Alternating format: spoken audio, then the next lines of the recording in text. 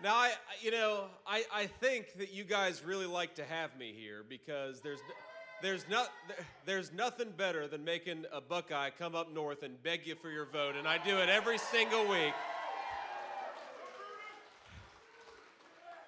And you all are nice and friendly to me, but I know in the back of your minds you're saying, well, we're still going to beat them at football in November. We'll see about that. We'll see about that. 3 years in a row, unfortunately, but we'll see if he can make it a fourth. But regardless, we're going to win the race that really matters and send Donald J. Trump back to the White House on November 5th. Now, I want to give a special shout out, first of all, to all of you. Thank you for being here, and thank you for joining us today. I do want to recognize the great Pete Hoekstra, the chairman of the GOP here in Michigan. Pete, thank you for everything, man. Pete's getting to be like a drinking buddy at this point. We hang out once a week. It's just kind of, we do it every single week. I want to call out the founder of the Grassroots Army, Garrett Soldano. Garrett, thank you so much for everything you're doing, man. Could not do this without every single person in this room, especially Garrett's hard work, because, again, we have got the media that does not want to tell the truth about this race and doesn't want to tell the truth about Kamala Harris, but we have got people power on the side of Donald J. Trump, and that's going to carry the day on November the 5th. Now, I don't know if you've seen, but Kamala Harris still continues to run and hide from the media. And I think she's given now two interviews. She's been the presumptive Democrat nominee, and she gives two interviews. And it's funny, when she gives these interviews, you actually pay attention to what she's saying. She doesn't answer the question. They'll say, Kamala, what's your plan to lower inflation? And she'll say, well, when I worked at McDonald's, I really liked making hash browns. They'll say, Kamala Harris, how are you going to lower energy and housing prices for American consumers? And she said, did you know that I grew up in a middle-class family? Well, that's cool, but can you answer the question about how you're going to make the lives of the American people better? And the answer is, of course, she can't, because her policies have caused every single problem we've seen in this country over the last 3.5 years. Exploding inflation, that's on Kamala Harris. Groceries you can't afford, that's on Kamala Harris. Housing that is unaffordable for young American families, that is on Kamala Harris. And a wide open border, that's on Kamala Harris too. So let's say to Kamala Harris, you're fired. We're not sending you to the White House. Get out of Washington, D.C., and go back to San Francisco, because she is a San Francisco liberal at heart, and that's clearly where she ought to be. But, the thing is, the American people, even though Kamala Harris talks to them like they're children, Donald Trump and I talk to the American people in a different way. We talk to them like they are our fellow citizens who deserve to be persuaded by the person who wants to be their next president and vice president. So let's talk a little bit about public policy. But before I do that, I want to just address the elephant in the room here, which is, of course, just a couple of days ago, my running mate, my dear friend and our next president, was nearly assassinated again. 2 assassination attempts in as many months, and I think that it's time to say to the Democrats, to the media, to everybody that has been attacking this man and trying to censor this man for going on 10 years, cut it out or you're going to get somebody killed.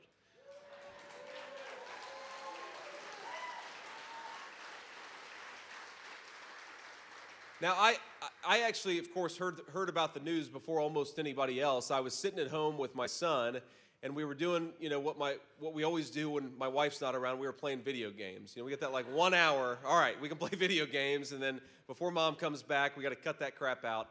Sorry, honey. I just told on myself.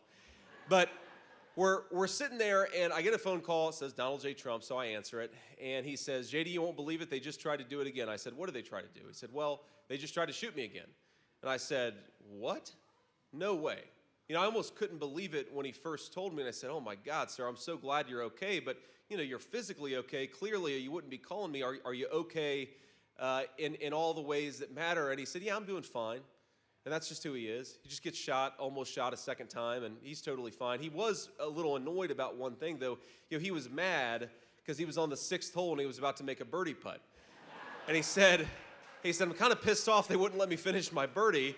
I was having the round of my life, and I said, well, okay, sir, I think it makes sense, though, that they got you off the golf course. But, you know, it goes to show there is a difference in leadership style. There is a guy who takes a bullet to the head and stands up and says, fight, fight, fight. There is a guy who takes a second almost assassination attempt and responds to it with grace and good humor. And then there's a woman who is terrified of the American media. Who do we think ought to be the President of the United States? Donald J. Trump.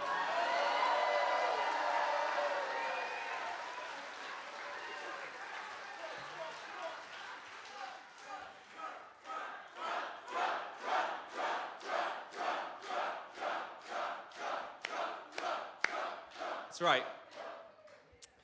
And how nice is it, by the way, to have a presidential candidate and, of course, a former president that we can be proud of, that we can believe in, and that is tough enough to take the slings and arrows but still be fighting every single day for the American people. That's what he's done, and that's what he'll continue to do. So let's talk about exactly what that's going to look like. Because, look, we all know that the reason why groceries are unaffordable, the reason why Americans can't afford to buy a home is because Kamala Harris has refused to do her job. And my friends, I was actually yesterday with my dear friend Katie Britt, senator from Alabama, and both of us have been in politics for all of 2 years. And we were talking about how shameless these politicians are, where I guess if you've been in office for 30 years, like Kamala Harris, you can stand up and without an ounce of shame look at the American people and say, on day one, I'm going to lower grocery prices. That's what Kamala Harris says. And on day one, we're going to lower the price of housing. And on day one, we're going to close down that southern border. It's like, Kamala, day one was 1,400 days ago. What the hell have you been doing the whole time? Why don't you stop talking and get to work?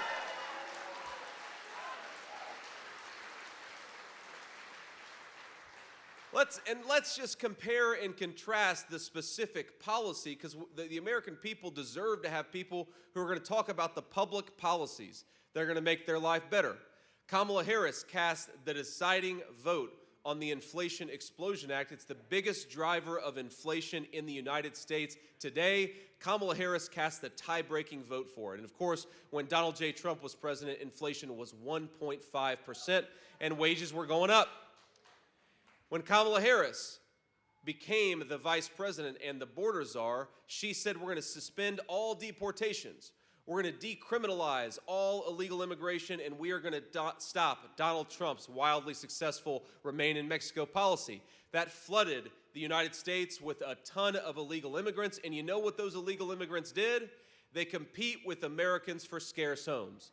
And the Donald J. Trump plan is that American housing ought to go to American citizens, not people who shouldn't even be in this country to begin with.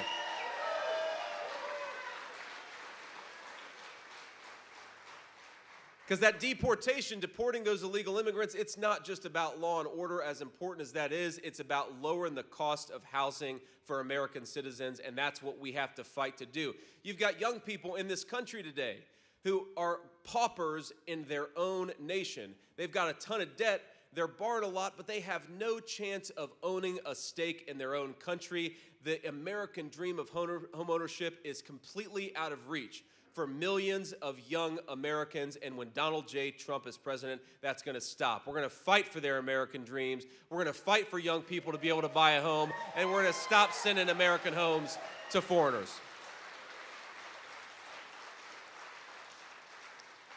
Now, we all know in the great state of Michigan that the most important driver of inflation is energy, right?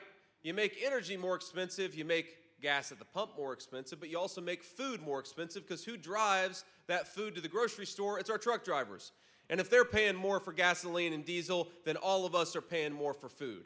And if they're paying more to send construction materials and lumber at the construction site, then we're all paying more for housing. The number one thing we've got to do to get control of this crazy inflation and drive down the cost of everything is to unleash American energy. Drill, baby, drill.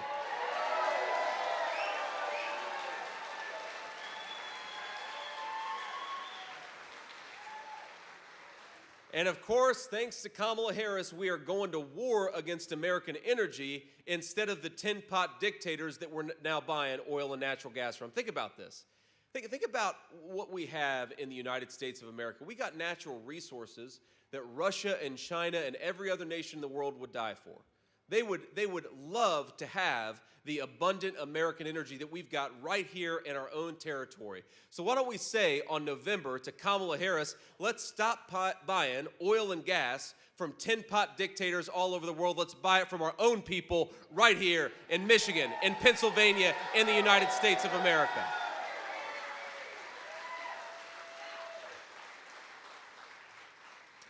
And here's what Donald Trump is going to do. On day one, we are going to unleash American energy once again. On day one, we are going to start building more homes again so that young people can afford the American dream of homeownership. On day one, we are going to implement a very, very simple tax policy. You know, Kamala Harris, she wants to raise taxes on American workers and then reward companies that ship American jobs overseas. And I think that gets it exactly upside down. Donald Trump and we're going to cut taxes for American workers, and we are going to raise tariffs on companies that are shipping jobs overseas.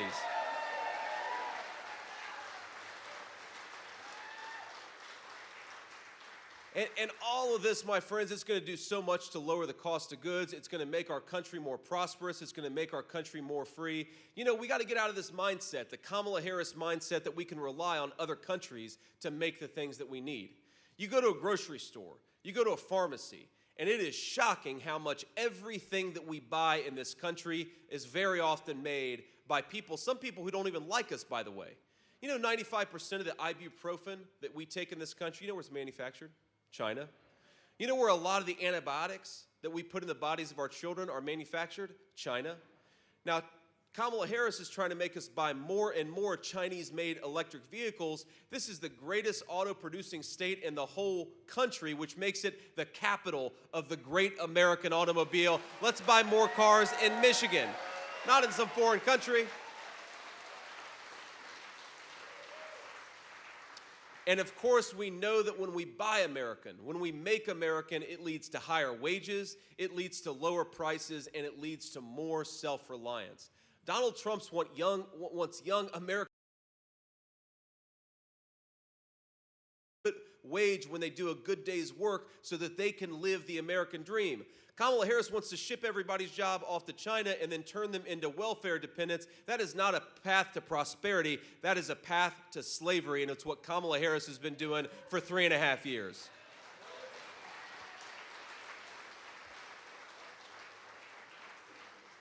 So we're going to take some questions from the media in a second, but I just want to send a message to everybody in this room, to everybody who's watching on television, to those of you who will see the clips afterwards. We are going to make this country more prosperous again. We're going to make the American dream more affordable again. We are going to make America great again, and it's going to start right here in the state of Michigan. God bless you guys. Thank you for having us, and thank you for doing what you're doing.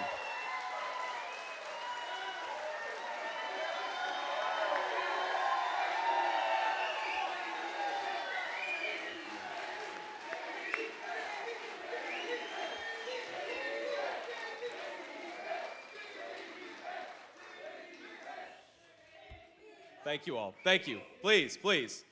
So we'll take a few questions from reporters, and I always do this because I actually think that American political candidates ought to talk to the media, unlike Kamala Harris. But what I like to do is to start with the local Michigan reporters.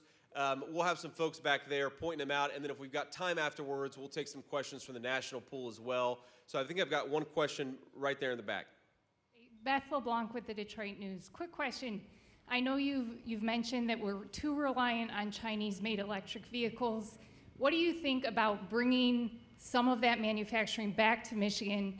Some of the incentives recently for Goshen or for the Ford Marshall project, they're saying they're trying to accomplish that. I guess, how do you address that or respond to it? Well, I think the most important thing that we want to do is we want to manufacture in the United States of America, but we want American workers and American companies to do it, right? That's part of the problem with the Goshen facility. But look, The Inflation Explosion Act, which is really a green energy scam act, what Kamala Harris did in that legislation is they put hundreds of billions of dollars of subsidies for electric vehicles, but they didn't do anything to really guarantee those electric vehicles would be made in the United States of America. So think about how little sense this makes. We're going to tax American citizens and give a bunch of money away to rich people to buy electric cars made in China. It's the dumbest economic policy in the history of this country, and we've done a lot of stupid things over the last 40 years. But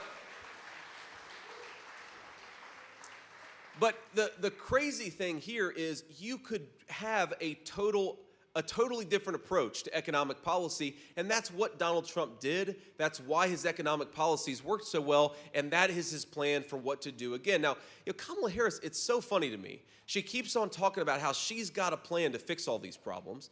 And like I said, the obvious question is, well, if you've got this great plan, why don't you do it right now? You're the vice president right now. Go do something with all that power the American people gave you.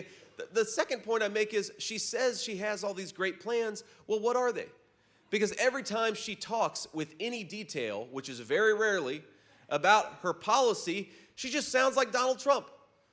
She copies it's like she went on President Trump's website and copied every single one of his viewpoints, even though she's governed the exact opposite. I mean, this is a person who said she wanted to ban fracking, and now she says she supports fracking. This is a person who said that she wants a secure border, even though her policies opened up the American southern border. She wants to support American energy, even though her policies, she's gone to war against American energy. You know, Kamala Harris, in what she says and how she's governed, are two totally different people. We've never had a faker, more fraudulent person run for president of the United States, and we got to remind people of that every single day.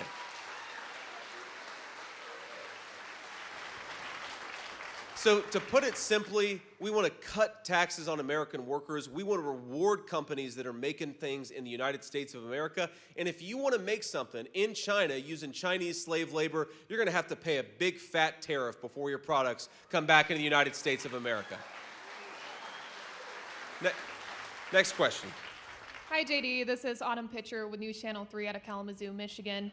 With the former assassination attempt on former President Trump, are you and Trump considering having campaign events inside moving forward? And then also, was this event inside today because of that? So I believe this event, that you'd have to ask the organizers, we'll follow up with you afterwards. I believe this event was already planned to be inside, so I don't think there's any change in security.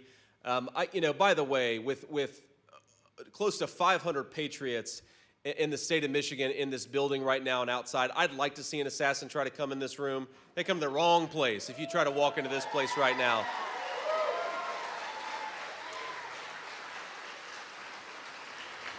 And while we're on that topic, by the way, I know we've got a couple hundred people outside. I want to give them a shout out. I'm sorry you couldn't make it. I'm sorry we hit capacity, but God bless you guys. I know you can hear me. You can't see me, but I'm grateful to you. But look, fundamentally, there's some risk inherent in this. I think the president has showed this, and I think that I'm trying to follow his example, which is when an assassin tried to take him down in Butler, PA, just about 6 weeks ago. He didn't hide in the basement. He didn't run away from the American people. He said, you know what? I want to be the people's president, so I got to get out there and talk to him. And that's what I'm going to keep on doing. And yes, there are some risks related to Secret Service detail. I thank these guys every day for what they do. God bless you.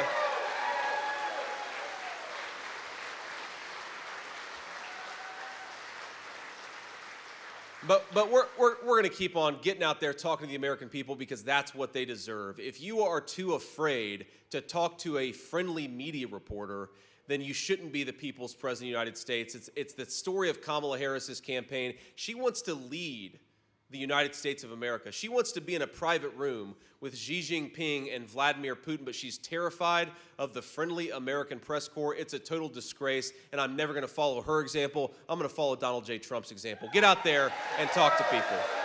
Now, since you asked the question, I do want to say just one other thing about that, which is, number one, there have been 2 attempts on his life in just a couple of months. Donald Trump ought to have the same detail as Joe Biden. That is a policy choice that our federal government has decided that Donald Trump deserves a lesser level of protection, maybe with any normal formal president, that makes sense. It clearly doesn't meet the challenge of what Donald J. Trump is dealing with. So we ought to bump up his security. We, of course, want to be as careful as possible, and we want to make it so that we cut out the ridiculous rhetoric that I think has put a giant target on Donald Trump's back. Now, I have to say this because, look, whether Republicans do a better job at showing respect, at trying to debate our differences without, going into personal attacks. But the media trying to both sides this issue after two people have taken a swing at Donald J. Trump's life is ridiculous. Don't lecture Donald Trump about softening his rhetoric after two people tried to kill him. It's ridiculous. Tell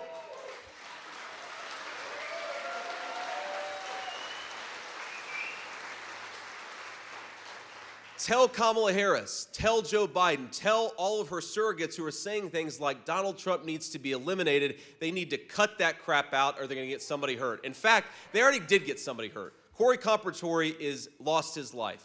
Two other people nearly lost their lives in Butler, PA, because these guys have let the rhetoric in this country get totally out of control. I don't believe in censorship. I don't believe in trying to shut people up. I believe in debating people. But what these guys have tried to do every single time they get an opportunity, they want to throw them in prison. They want to kick them off social media. They want to do everything that they can to silence Donald Trump, and they send that signal with every action that they take. Well, if you're trying to silence Donald Trump and you're sending the message, we have to do everything that we can to silence Donald Trump, a crazy person is eventually going to take that message to heart. Thank God nothing truly tragic has happened to Donald Trump. Problem. Democrats have got to cut this crap out, respect their fellow Americans, debate our differences. Don't try to get your...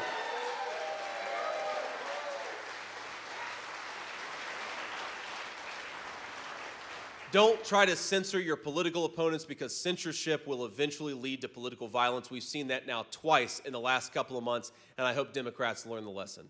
Next question. Hi, Senator. Riley Connell with WILX News 10 in Lansing. You spoke a few moments ago about some of those day one tax cut plans for the American people. Can you talk a little bit more about what that plan might look like, what it might look like for folks in Michigan, some of those plans to cut costs for folks maybe right here in the audience? Yeah. Well, first of all, Kamala Harris has said explicitly that she wants to raise your taxes because she wants to let the Trump tax cuts expire, and we know that the people who benefited the most from those tax cuts were working and middle-class Michiganders, people in this room. So Kamala Harris is actually promising a massive tax increase. I talk to the president about this all the time. It's funny, normally politicians, even if they don't mean it, they'll go around and Kamala Harris will say, well, I'm going to cut your taxes. Well, she's actually saying we're going to let the Donald Trump tax cuts expire. She's explicitly running on a promise to raise taxes. It's the dumbest political move, but it will tank this economy and will make life even more unaffordable for Michiganders. It's a disaster, and that's why we've got to renew those tax cuts. But when we talk about prices, this is very, very important. The Kamala Harris administration has implemented about $900 billion worth of regulations in this country. And who do we think that falls on? The people in this room, people all across the state of Michigan. They're the ones who suffer when you create $900 billion worth of regulations. Who suffers when you jack up the cost of energy to a level it's never been before in this country? It's everybody, because everything requires energy, right? So when you increase the cost of energy, you increase the cost of housing, you increase the cost of food, and you, of course, increase the cost of people's utility bills. And all those things have, as everybody in this room will attest, all those things have gone up because of Kamala Harris's policies. We could lower prices on day one if we just unleashed American energy. It's the most important thing that we can do to make life more affordable in this country. Donald J. Trump and I are going to do it, and it's actually simple. Because sometimes public policy is complicated, but sometimes all we have to do is undo the regulations on American energy started by Kamala Harris. We do that, life will become more affordable for the people in this room and all across the state. We've got to do it.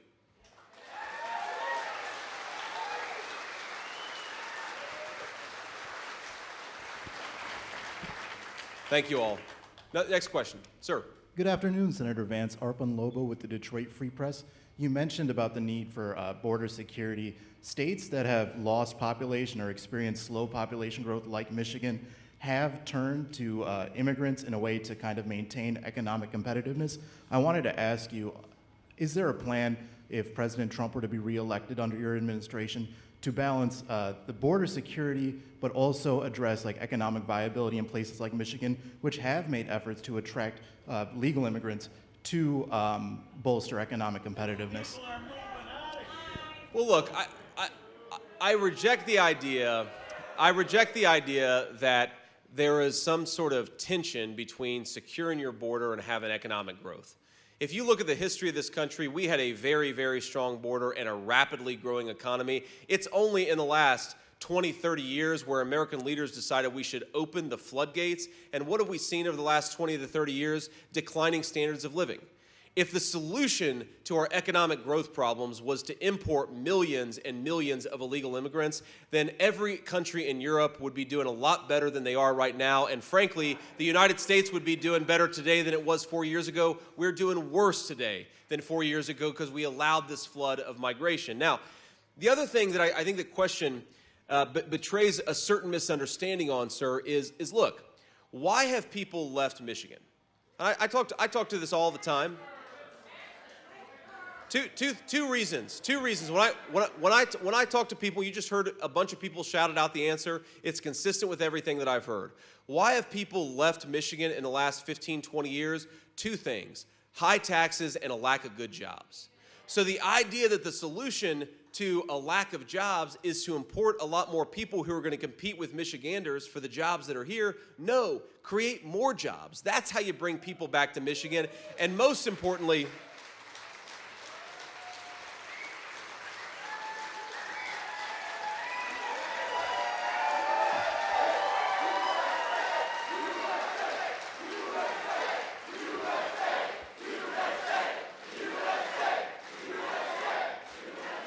thank you. I thought that was a pretty good answer. I didn't think it was a very good answer. That was a hell of a response to that one. But one other just point on that question, sir, is look, we in this country have run an experiment of importing millions and millions of people instead of building economic development right here at home. And I think it's a huge mistake, and we've got to go in the other direction. There are a lot, I'm sure, of parents and grandparents in here who love this community, who would like their children to be able to get a good job and start a family in this community, not to have to move either to Detroit or more likely completely outside the state just to have a good opportunity at a good life. The only way to do that is to promote economic development in our rural areas, let our farmers do what they need to do, and build more manufacturing in the United States of America.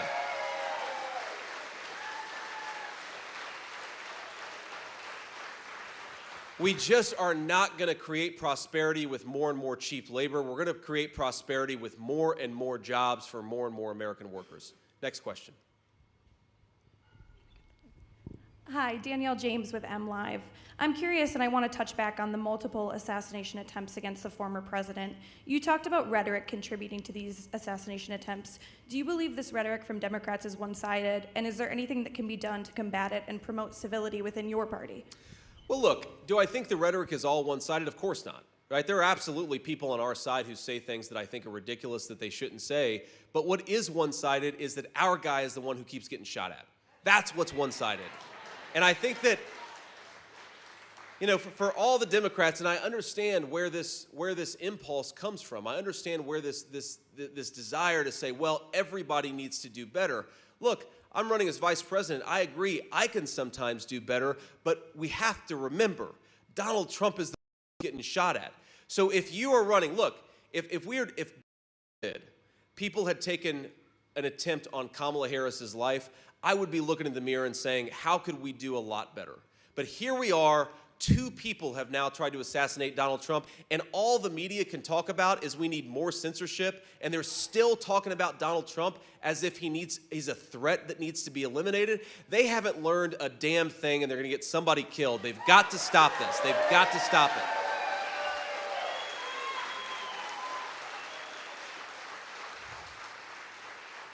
Sir. My name is Josh Berry, WXMI Fox 17. Each one of the candidates at the top of the two tickets have made their way to West Michigan. We're going to see you all likely again before the election. Having talked to people at both of these rallies, I'm wondering, do you gauge support based on these competing rallies in this area? And do you see a disconnect as the candidate between supporters who would go to a Tim Walz rally at a museum in downtown Grand Rapids versus supporters here at a rally for you in a barn in rural Sparta? Well, no, I don't see a disconnect. I think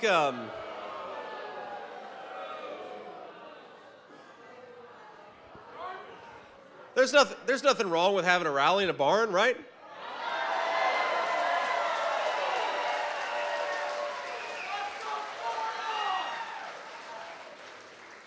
But look, there's nothing wrong with having a rally in a museum. And if you look at what we've been doing, I've been to downtown Grand Rapids, I think twice now in this campaign, just in the last few weeks.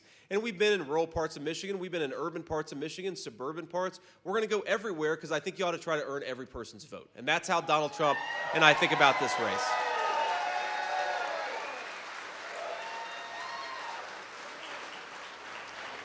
Now, look, I'm a realist about politics. Any campaign, there's two things you're trying to do. You're trying to persuade swing voters, right? People who haven't yet decided.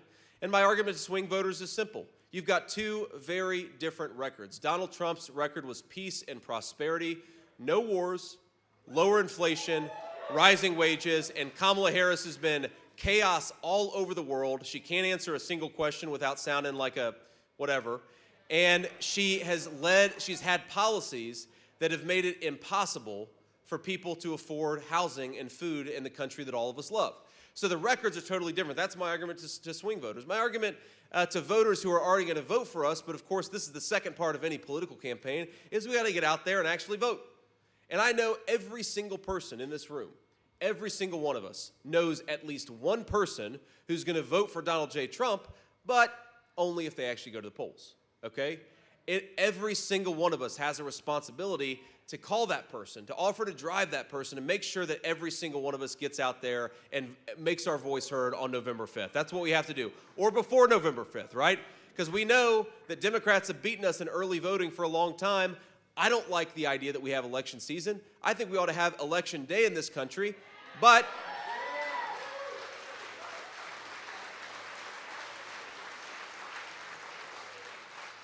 whether we like it or not, we've got election season, so we might as well take advantage of it, or the Democrats are ultimately going to win this race. Now, think about this. I've seen this play out in every race that I've ever been involved in, where I've got friends of mine who are running. It's like you take 100 people, and 95 of them, 100 people are going to vote for Donald Trump, or 100 people who are going to vote for whatever candidate that I think they should vote for. 95 of them eventually do it. And then 5 of them wait until Election Day, and then what happens? Well, mom gets sick, so you got to go and take her to the hospital. Or the kid, you got to go pick him up from school. Or maybe something comes up at work unexpected, and you're there too late, and you don't get an opportunity to make your voice heard. We've got to take advantage of every single thing that we have, and I know Pete Hoekstra will talk about this, has talked about this. We have got to get out there and make our voices heard. Now, I'll tell you, a Senate colleague, one of my favorite lines from any other political figure is he'll go in front of audiences and say, look, I want every single one of you to get out there and vote 10 times. And people get kind of uncomfortable. They sit and sort of shuffle their chairs a little bit. They laugh a little bit. Well, we're Republicans. We don't vote 10 times. We only vote once. Well, here's the way to legally vote 10 times. Take yourself to the polls, but take 9 other people to the polls too. And that's what all of us, I encourage you, all of us to do.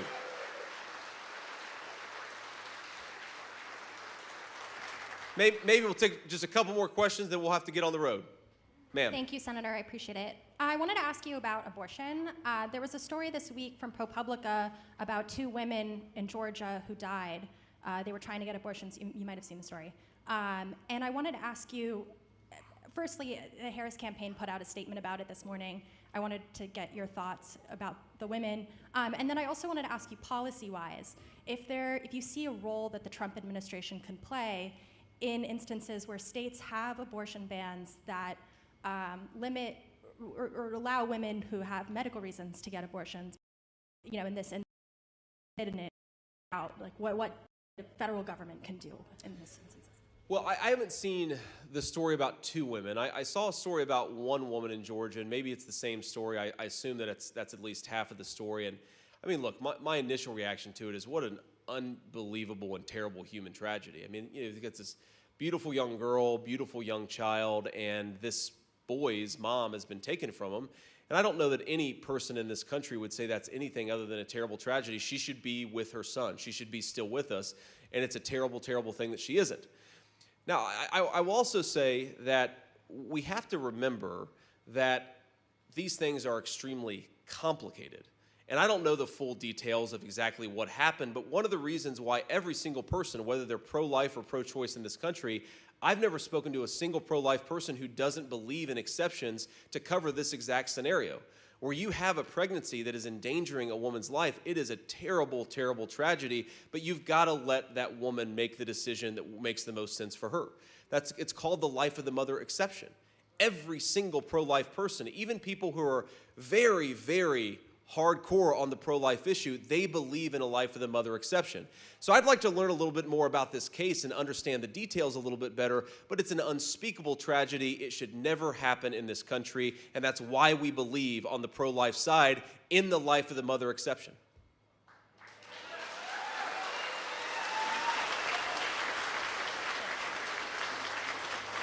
Hi, Senator. It's Kit again. Thanks for taking my question. I want to go back to what you said about believing that Trump needs the same security detail as Biden. Do you know if there's efforts underway to make that happen? And have you specifically requested more Secret Service protection? So, Kit, I have not requested more Secret Service protection. I think that we have what we need. And again, I think these guys are doing a great job, and I'm thankful for them, and I'm proud of them. And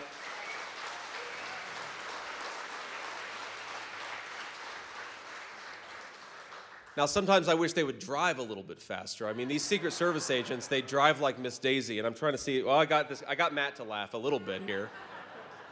But they do not go faster than 68 miles per hour on the highway. I'd like to change that, Kid. But otherwise, no changes to my Secret Service detail. But in terms of what's going on with President Trump, I do not know, to be clear, whether the president, meaning President Trump, has requested additional protection.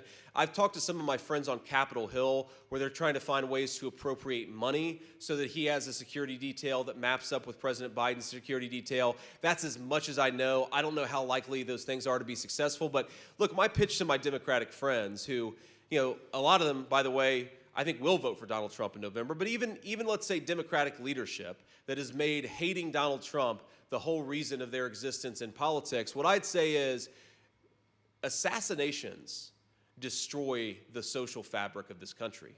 I mean, we're very proud on our side to have the support of Bobby Kennedy Jr., and he's a great guy. I've gotten to know him very well over the last few weeks.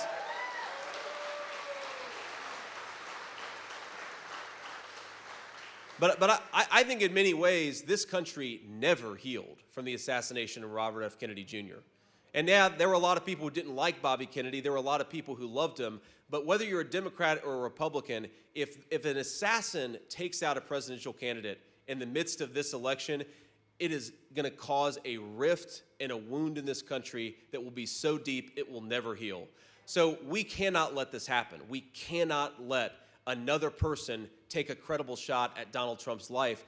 It's disgraceful, and we can do more to protect him, and I think that we have to do more to protect him, not just for his sake, but for the sake of the American people and our shared project as American citizens.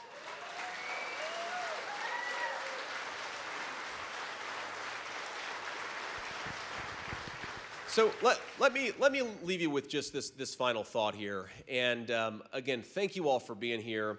But there was a story that dominated headlines last week. It was actually a story in southwestern Ohio, about 45 minutes from where I grew up, a town called Springfield, Ohio. And what happened in Springfield, I think, is an example of what Kamala Harris's open border, what she wants to do to every small town and big city in this country, which is over the last few years, 20,000 migrants, primarily from Haiti, have been dropped into Springfield, Ohio. And it's caused an incredible stress on nearly every local service. You've got public schools where there are 1,000 kids in a small town, 1,000 kids who don't speak English. You've got local hospitals and clinics that are totally overwhelmed. You've got 8,000 people on the Medicaid rolls that weren't even in the community just 3 short years ago. And you've got a lot of people getting evicted from their homes to make way for people who are receiving government benefits. The idea of kicking American citizens out of their homes for non-citizens who are receiving a welfare check is disgraceful, and it shouldn't happen. It is an absolute disgrace. But President Trump and I have been talking about this issue. We're going to keep on talking about this issue because all over the country, I just saw a story about a small town in Pennsylvania where something else similar is happening. You've got a massive influx of migrants. You've got people who now can't afford housing. And in the name of Kamala Harris's open border, you are destroying the American dream of home ownership and home security. It is a disgrace. But I want to tell you what's even more disgraceful. What's even more disgraceful than the policy is the effort to silence the residents of Springfield. I've seen this from the American media, a lot of people who pretend to be fair journalists. You know what they've been saying? For the last few days, Springfield has been experiencing an unbelievable number, something like 35, 40 bomb threats in Springfield in just the last few days. And you know what the governor of Ohio came out yesterday and said? Every single one of those bomb threats was a hoax. And all of those bomb threats came from foreign countries. So the American media, for 3 days, has been lying and saying that Donald Trump and I are inciting bomb threats, when in reality, the American media has been laundering foreign disinformation. It is disgusting. And every single one of them owes the residents of Springfield an apology.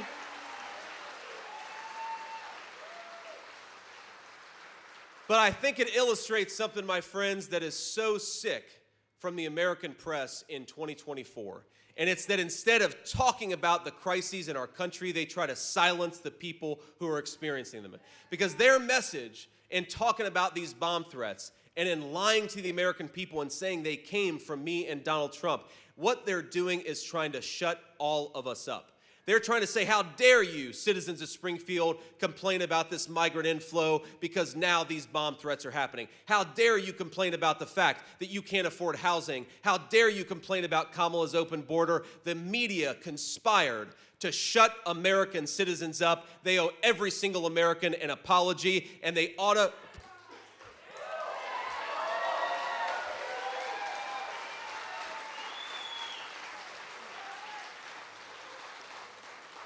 And after giving every single American an apology, why don't they think about covering the real crisis, which is Kamala's open border and its many, many victims? Focus on the real story, American media. Stop trying to shut up the people who are telling the real story. Do your job. Cover what's going on in this race, and the American people will be better off for it.